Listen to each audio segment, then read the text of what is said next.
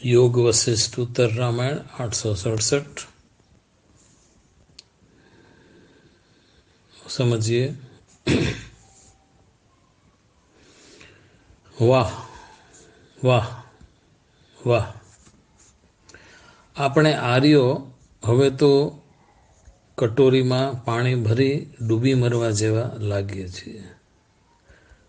10-11 હજાર વર્ષ પહેલાં જેને આપણે અધ્યાત્મના પિતામહ કહીએ એવા વશિષ્ઠજી પૂજનીય જે તે વખતે હાથ ઊંચા કરી પોકારીને કહેવું પડે તે વાત 10,000 વર્ષ પછી પણ તેટલી તથ્યવાળી લાગે છે। દયનીય છે, પીડાદાયક છે। આપણે ભારતીયો કેમ સાવ આવા થઈ ગયા છીએ? જરા જાત તપાસ તો કરીએ। સંકલ્પ ન ઉઠે તે પરમ કલ્યાણ રૂપ છે। સંકલ્પ ન ઉઠે તે પરમ કલ્યાણ રૂપ છે। તેને શા માટે લોકો અંદરથી આંતરયાત્રા કરી હૃદયથી ધારણ કરી શકતા નથી, જીવી શકતા નથી, સમજી શકતા નથી, આચરણ કરવા જેવું થતું નથી અને ન કરવા જેવા કર્મો થયા કરે છે? તો શું આપણે આર્ય તરીકે મરી પરવાર્યા છીએ? વશિષ્ઠજીને ત્યારે કહેવું પડ્યું કે મારું કોઈ સાંભળતા નથી, તો અત્યારે ખોટા સિક્કાની જેમ બોલબાલા છે વળી ગુરુઓની। અફસોસ છે। આ મોહ, આસક્તિ, સંકલ્પ કરવા તે પ્રક્રિયાનો મહત્વ એટલો વધ્યો છે કે જેને ચિંતામણી જેવું નામ આપ્યું છે। આ મોહ એ જ આસક્તિ છે। સંકલ્પ કરવા જેવો જે મહિમા છે, મહત્વનો છે, જેને ચિંતામણી નામ આપ્યું છે, સર્વ દુઃખોનો નાશ કરે તેવો, એને આપણે ત્યાગ કરીને બેઠા છીએ। અત્યારે આકાશમાં ભારતની પ્રજાને જોઈ વશિષ્ઠજી ચોધાર આંસુએ રડતા નહીં હોય? વૃત્તિ ઊભું થવાનું કારણ અનુભવ છે। વૃત્તિ ઊભી કેવી રીતે થાય? અનુભવ દ્વારા। અને પછીથી આ અનુભવને દોહરાવવાની લાલસા જાગે છે, કારણ કે કાં તો સારું લાગે છે કાં તો ખરાબ લાગે છે। રાગ ઊભો થાય, દ્વેષ। જ્યારે વૃત્તિ આમ કૂદકા મારે તે વૃત્તિનું આયુષ્ય તો આપણે જોઈ ગયા કે 7-8 સેકન્ડનું જ હોય છે। તો તેટલી ધીરજ માત્ર રાખી અને તેને ઊભી થતા જોઈએ, આ વૃત્તિને જાગતા જોઈએ, ઊભી થતા જોઈએ અને પછી આથમતા પણ જોઈએ। બસ પતી ગયું। હંમેશા સંકલ્પ રહિત સ્થિતિમાં જ રહેવું જોઈએ। આ અનુભવ ખરેખર છે શું? તે માત્ર ક્ષણમાં પસાર થતું જીવાતું જીવન જ છે। વળી નવી ક્ષણો, વળી નવો અનુભવ, પરંતુ જ્ઞાનથી જોતા તે અનુભવ છે જ નહીં, કારણ જીવી જતો મનુષ્ય ફરીની ક્ષણમાં નવા જન્મવાળો તરોતાજા હોય છે। સામે દેખાતું દ્રશ્ય પણ નવો જન્મ લેતું હોય છે હર ક્ષણે।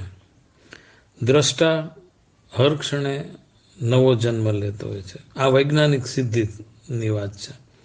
તો આવી રીતે થતા કર્મને અનુભવ કેમ ન કહેવો? સંકલ્પ રહિતમાં સ્થિતિ કરવી એટલે એ કેટલી મોટી વાત કીધી છે કે મોટું રાજ્ય પણ તણખલા જેવું લાગે। કરો વાત। આટલી અનમોલ કિંમત વશિષ્ઠજીએ સંકલ્પ રહિત સ્થિતિની આંકી છે। પાછું આપણા હાથમાં જ છે। સર્વ કર્મોના ફળની અપેક્ષા તે મોહનું જ મૂળ છે, તેનો ત્યાગ કરવો। સૂકા પાંદડાની સ્વયંની ગતિ હોતી જ નથી, તેને હવા જ્યાં લઈ જાય ત્યાં તેનો મુકામ।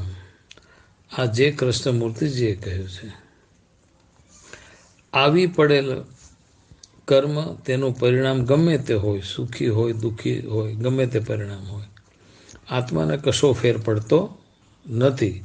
એટલે નરસિંહ મહેતા પણ કહી ગયા, સુખ દુઃખ મનમાં ન આણીએ છે. અન્નમય કોષ આદિ પંચકોષો જેમાં ચિદાભાસની સત્તા છે, તેમાં રસરૂપી વાસના ઊભી થાય અને જ્ઞાનના તાપથી તેનો અનુભવ રૂપી થતો રસ સુકાઈ જાય. તેમ કરીને જીવનના પ્રત્યેક ક્ષણને જીવવાની ચેષ્ટા કરો. યંત્રની જેવી ચેષ્ટાવાળા થાવ. શિયાળામાં જંગલમાં ટકી રહે તેમ જંગલ શિયાળામાં ટકી રહે, કારણ સ્વયંમાં રહેલ જલ શક્તિથી એ નિભાવ કરી લે. તેમ કરીને સ્વયંના શરીરમાં રહેલ આત્મતત્વનો ઉપયોગ કરીને પાંચે ઇન્દ્રિયોને બહારના વિષયો તરફ ભોગ માટે કલ્પના કરે તો તેને આવી આંતરિક આત્મતત્વ શક્તિ વડે તૃપ્ત કરી વિવેકથી પાછી વાળો. ઇન્દ્રિયોની વૃત્તિ બહારના ભોગોને પોતાના તૃપ્તિના વિષયો બનાવે. ઇન્દ્રિયોની વૃત્તિ શું છે? બહારના ભોગોને પોતાના તૃપ્તિના વિષયો બનાવશે તો સંસારની આવન જાવન ચાલુ જ રહેશે અને ગમે તે નામે ગમે તે શરીરે ભોગ ભોગવવા જન્મ ધારણ કરતા જ રહેશું. અહીં બુદ્ધની જેમ માનવ જન્મ ઉપર પ્રહાર થયા છે. આ જન્મ લેવાનો છેડો જો ફાડી નાખવામાં આવે તો દુઃખનો જળમૂળમાંથી નાશ શક્ય છે. પવન, અગ્નિ, પાણી આપમેળે ગતિ કરે છે, તેમ આપણે આપોઆપ સંકલ્પથી પ્રેરાઈને નહીં, પરંતુ થતા થઈ જતા કર્મ ઉપર કરવાનો કે કરાવવાનો કોઈ કારણ મૂળ રહે નહીં. આવી પડેલા સંજોગોમાં હું શરીર એવા ઓળખનો આપણો ઉપયોગ કર્યા વગર કર્મ કરી નાખવામાં આવે તો પરમ કલ્યાણને પ્રાપ્ત થવા સમર્થતા કેળવશું. કર્મફળની ઈચ્છા રાખવાની નથી, તેથી પુનર્જન્મ અશક્ય બને છે. કર્મનો ત્યાગ કરવાથી પણ કશું મળશે તેવી આશા અપેક્ષા રાખવી નહીં. હવે કર્મફળની ઈચ્છા રાખવાની નથી. ન રાખીએ કર્મફળની ઈચ્છા એટલે એ ઈચ્છા છે એ આસક્તિ વગરનું થઈ જાય. એટલે એને આ ઈચ્છા રૂપી ફળને ફરી જન્મ જેમાંથી એની ઈચ્છા જે છે કર્મફળની ઈચ્છા, આ જે ફળ ઊભું થયું એના ઉપર આસક્તિ ન હોય તો પુનર્જન્મ શક્ય બને જ નહીં. અને ત્યાગ કરવાથી પાછું કંઈક મળશે કે નહીં મળે એવી આશા અપેક્ષા એ પણ રાખવી નહીં. કારણ અંતિમ સત્યમાં મહાશૂન્ય જ છે, જે અનંત અક્ષર અવિનાશી ચિદાનંદ પરમાનંદ સ્થિતિ છે. કર્મ કરવા કે તેનો ત્યાગ કરવો એટલે સંજોગો ઊભા થાય તે કર્મ અનાસક્ત થઈ કરવા અને ત્યાગ કરવા યોગ્ય કર્મનો ત્યાગ કરવો. જે સંજોગ ઊભા થાય અને કરવું પડે એમ હોય એ કર્મ અનાસક્ત થઈને કરવા.